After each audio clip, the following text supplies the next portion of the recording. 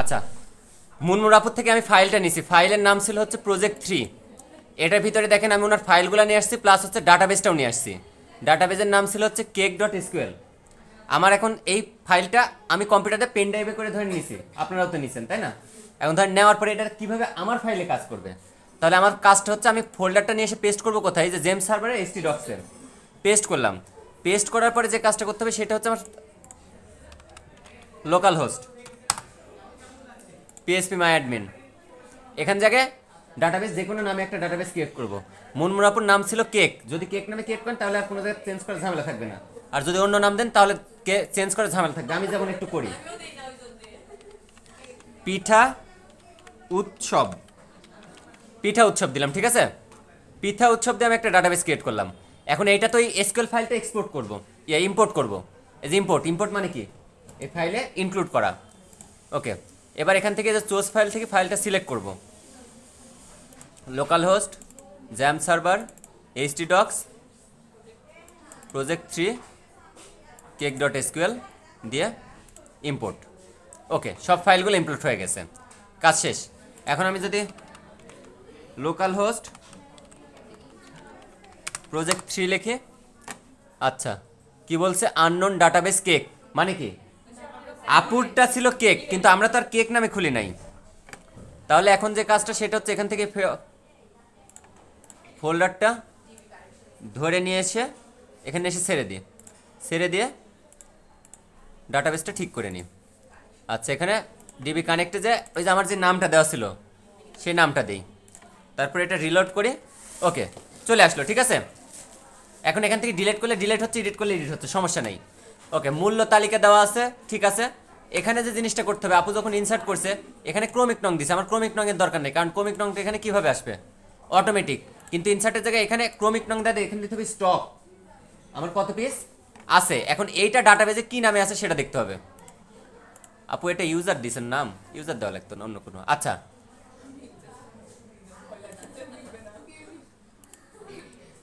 Primary কি কোনটা, এটা কি অটো ইনক্রিমেন্ট দেওয়া আছে?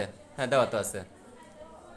Price, image, name, price. তাহলে আপনি ওই ইয়াটা কই নিছেন, ক্রমিক নং কই? ক্রমিক নং খালি হুদাহুদি দেওয়া আছে, ক্রমিক নং তো যাচ্ছি না কোনো জায়গায়। ও, ইনপুট করেননি? আচ্ছা, তাহলে ক্রমিক নং এর জায়গায় আমরা দিয়ে হচ্ছে ইনসার্ট পেজটা কই, ক্রমিক নং থাকবে না, এখানে থাকবে হচ্ছে স্টক, তাই না?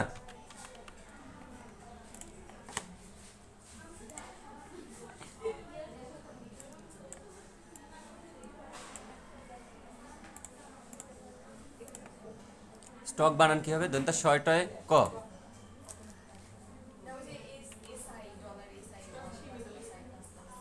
আচ্ছা, স্টক লিখলাম। স্টকে এখানে কি দেওয়া আছে, নাম্বার। স্টক বানান কি,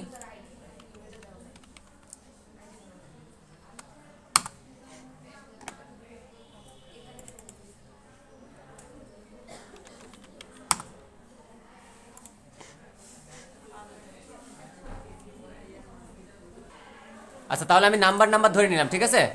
এখন ইনপুটটা এখানে কি হবে, STOCK, ডাটাবেজ ওখানে নাম দিয়েছিলাম কি স্টক, আর এখানে কমা দিয়ে ওইটাই লিখে দিব $, নাম্বার, কারণ আমি এটা কার ভিতরে ধরছি, এই যে নাম্বারের ভিতরে। আচ্ছা, ইন্ডেক্স পেজে এখানে থাকবে হচ্ছে স্টক লেখা থাকবে, তাই না? ইন্ডেক্স পেজে কি ডিলেট আপডেট থাকবে, তাইলে তুই আর সবাই ডিলেট আপডেট করতে পারবে। যারা ইন্ডেক্স পেজে কিন্তু ডিলেট আপডেট থাকবে না। ইন্ডেক্স পেজে যদি ডিলেট আপডেট থাকে তাহলে তো যে কেউ আপনার যে কোনো মানুষ ঢুকেই তো ডিলেট করে দিল। এই জন্য লগ ইন পেজের দরকার হয়, কিন্তু লগ ইন পেজ তো আমরা শিখি নাই। আচ্ছা, ওটা পরে দেখতেছি। তাহলে একটা কাজ করি, আমরা এখান থেকে ডিলেট নামে একটা ফাইল খুলি, ঠিক আছে? delete.php। এরপরে ইন্ডেক্সে যে ডাটাগুলো আছে সেটাই কপি করে এখানে কি ডিলেট ফাইলে পেস্ট করে দিলাম। আর ইন্ডেক্সে আপডেট ডিলেট এই দুটো অপশনে কি উঠে যাবে, ঠিক আছে? এগুলো সব দরকার নেই, এগুলো উঠে যাবে। এখানে লেখা থাকবে কি ডিলেট না স্টক।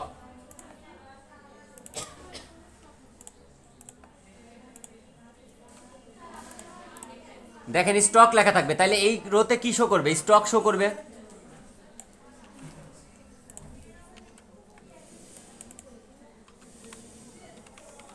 স্টক, ওকে। এখন দেখেন, এই দেখেন স্টক কি আছে 0 0, কারণ আমার প্রথম থেকে তো স্টকে দেয় নাই। আমি এবার যদি একটা ইনসার্ট করি, স্টক দিলাম 12 পিস, পিঠার একটা নাম দিবেন, আমি নেমই লিখলাম, চুজ ফাইল থেকে একটা ছবির একটা ছবি দিব, এই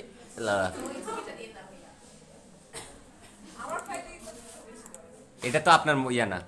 প্রাইস দিলাম, সাবমিট দিলাম, এই দেখেন স্টক চলে আসছে না?